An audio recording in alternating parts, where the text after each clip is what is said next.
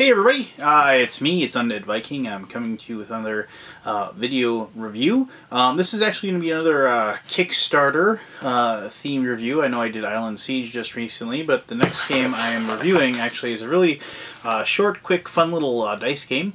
Currently, right now, in Kickstarter, going to be published by Tasty Minstrel Games, and the game is Dungeon Roll. Obviously, this is the prototype box that they sent me with the prototype components. Remember that, prototype components. If you want to know what the real stuff will look like, you can definitely go check out their webpage over at the Kickstarter area, and you can check that out. Dungeon Roll is a dice rolling push your luck game. If you're familiar with games like zombie dice or Martian dice, things like that.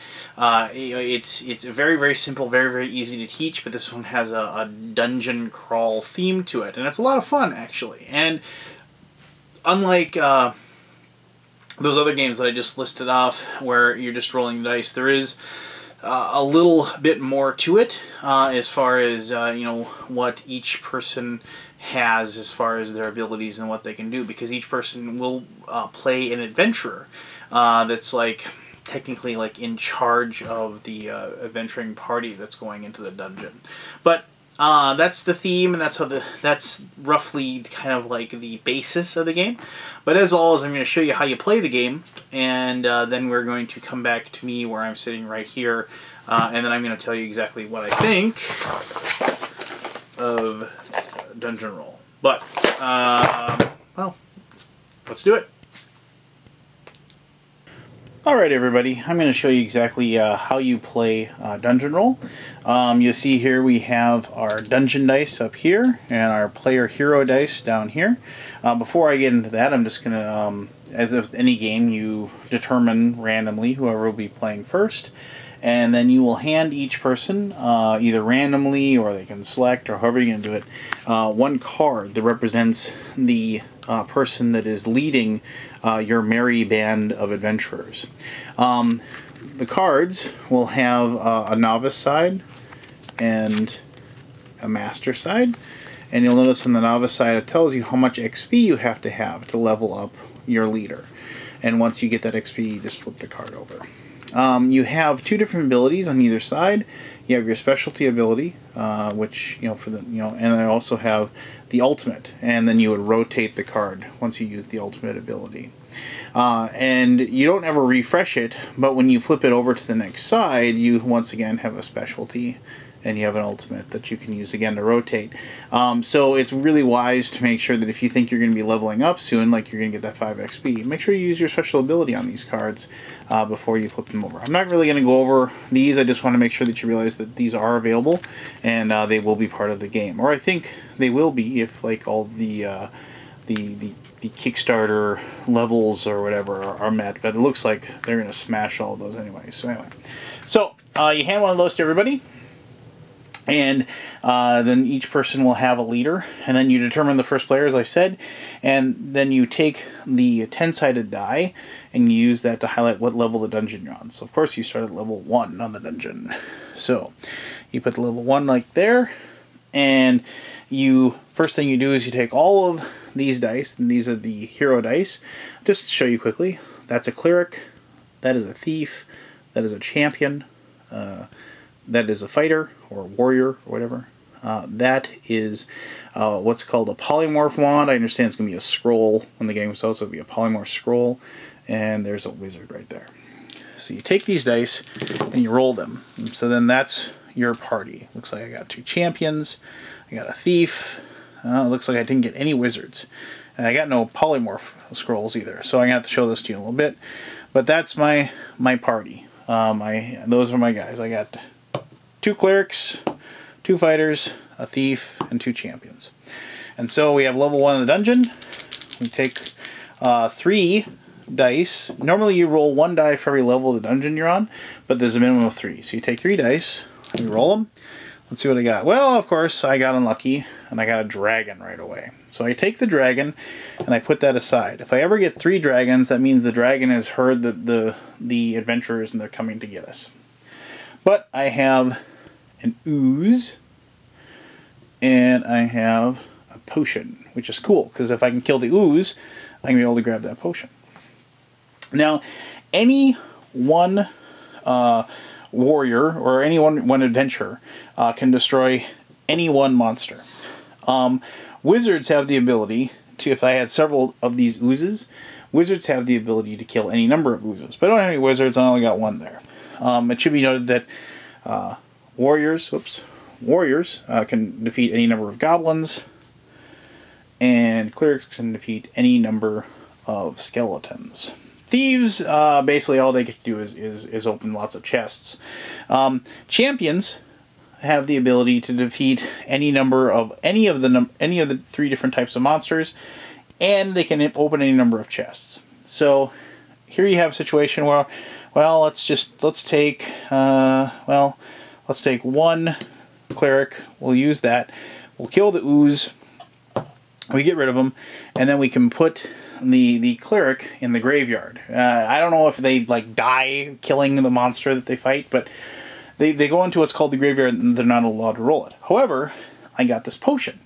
And what this potion does when I loot it, because I get to go to loot because I don't have 3 dragons, this potion allows me to take 1 die back from the graveyard. So, yay! I get my cleric back, and you roll it again immediately. Let's see what I get here. Oh, well, the cleric's brother shows up and stays with us to fight. So, we keep that 1 dragon die set aside. Watch over my Viking buddy over here. We go to level 2 of the dungeon. At this point, I have the option of running away, meaning I flee and I get my 1 experience point that I have. Or I can go ahead and I go to level 2 of the dungeon. Let me see if I can actually find the 2. Yeah, of course. There we go. Level 2. Take my 3 dice, because it's not a 4 there yet. Roll those 3. Another dragon, of course, but perfect. I got another potion, like so, and I got a goblin. So, well, we worked last time, so let's take 1 cleric, kill that goblin. Goblin's dead. I get that potion. Allows me to reroll the cleric. And, ooh, yes, I got a polymorph ability. So we'll hold on to that just in case. So we've used that up. Now, we go to level 3, and if I roll another dragon, I'm going to have to fight a dragon here at the end. And which is okay, because that means if I can kill him, I'm going to get the magic. So here's 3 dice. Or I get a treasure, I should say. Roll 3. Well, I did not get a dragon, but I got that. I got a treasure, and I got a potion, and 1 skeleton. I'm doing really well this turn. So let's take 1 warrior, kill that skeleton, put that guy over there, put that over there. I have 1 potion and 1 of these. Champion can open up a chest, or any of these guys can open up a chest, but I've got an extra champion, but those guys can take out anything, so tough decision. Well, let's just use our thief here. He's going to open up that chest, so the chest goes over there, thief goes over there. I'm going to be able to roll 1, but first, I'm going to draw a token. I'm going to reach into the box. You can see there's the tokens in there. I can't see what I'm getting here. And what do I grab? Ooh, I grabbed a piece of ham. Now, you might be wondering, since I have a piece of ham, what does that do? The token that is the ham really isn't actually ham, though. It's actually dragon bait, and it's a special ability that allows me to turn 1 monster die into a dragon die. So it basically will, in this case, if I used it, I could summon a dragon on purpose. It's important to note that whenever you get one of these tokens, if you don't use them by the end of the game, they're worth a point, and you keep them face down in front of you, unless you're playing solo, obviously, because why would you do it if you're playing solo? But just so nobody knows exactly what you have in front of you. Now, I have this potion, once again, so I get to reroll 1 of my dice, so I'm going to use that potion, reroll the die.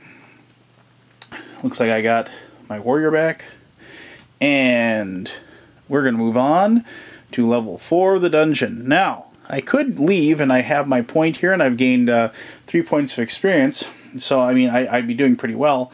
But, you know what? Let's just push your luck game, so let's push my luck at least one more time and see what I get here. So I'm going to roll these dice. I did not get a dragon. I got 2 oozes, a chest, and a skeleton. This is going to be pretty interesting. So what I can do here is, unfortunately, like I said, I don't have a wizard. And a wizard would be really nice to have right now because a wizard would be able to kill all those oozes.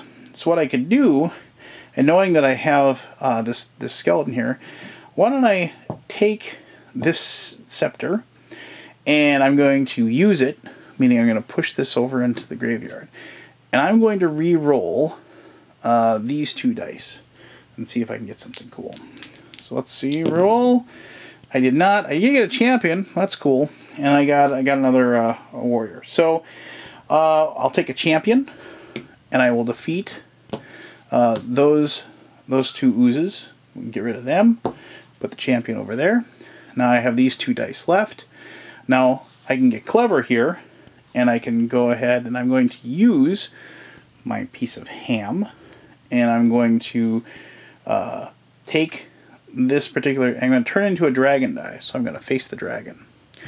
And now I have this chest. Now, in order to defeat the dragon, because I know the dragon's coming, you have to have 1 die, 3 separate dice of 3 separate types. So these 3 guys right here are able to kill the dragon for me. And this guy was a champion. So what I'll do is I'll take this champion, I'll open this chest. So put the chest over there, put the champion over there. I'm going to take this box, reach in, grab another token of magic. Oh, and it should be noted that once you use these, you put them back in the box. So put them back in there. I should have done that before I drew, but let's see what I got. Ooh, I got a scepter. Basically, this works exactly like a mage, but it's just a token. So I could use this as a mage die if I wanted to in the future. But, well, here comes the dragon. He's going to come fight me. I'm going to take these 3 dice. I'm going to use them to defeat the dragon, which I do. I'm going to reach in here. When you defeat the dragon, you get another treasure. I'm going to reach in here, grab another dragon, or another token. I got another piece of dragon bait. That's always useful to have, so I put that in front of me as well. Now, obviously, I'm out of dice, so I am going to leave the dungeon because I don't have anything to re-roll. I'm going to run away, but I did really well. I got 4 experience, I got 2 magical treasures, and you know, it's a pretty good first round, actually, all things considered. I've definitely had lots of worse rounds the first time I played this game. So there you go. Now I would pass the dice on to the next person to my left, and the play continues. You do this 3 rounds in a row, and whoever gets the best score as far as the amount of experience and the amount of treasures they have left over will win the game. But, well, there you go. That's how you play Dungeon Roll. But let me tell you exactly what I think.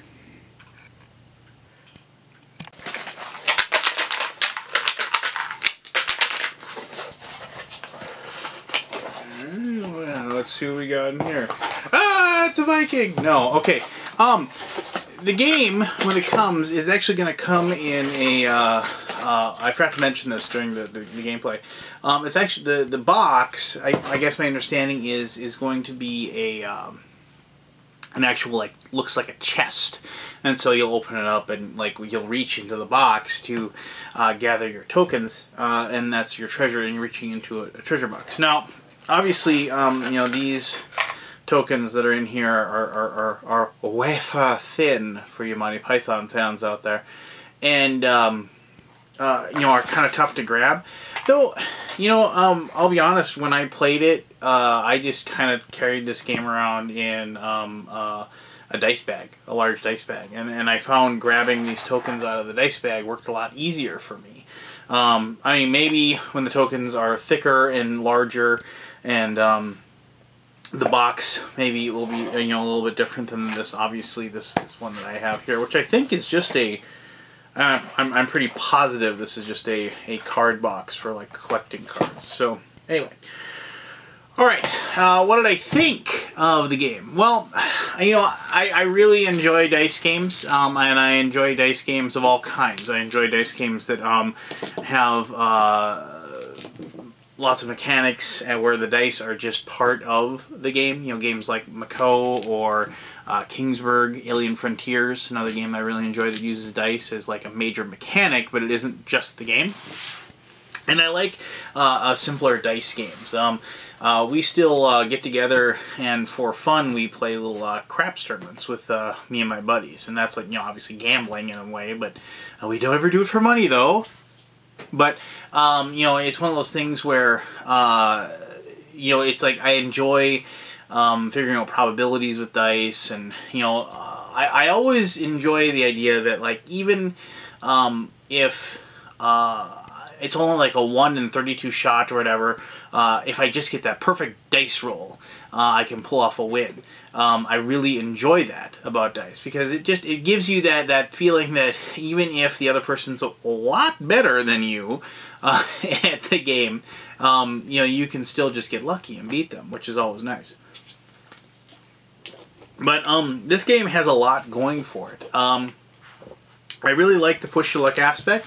I like the idea that you have to not only figure out, it's like a puzzle with the different dungeon dice, and you have to figure out what the probabilities are as far as, you know, the monsters that are going to be rolled, and the types of like you know, the chances of getting that dragon, that third dragon, and if you get that third dragon, will you have the heroes available to be able to defeat it? I do like, you know, I like the different multiple abilities that these cards have.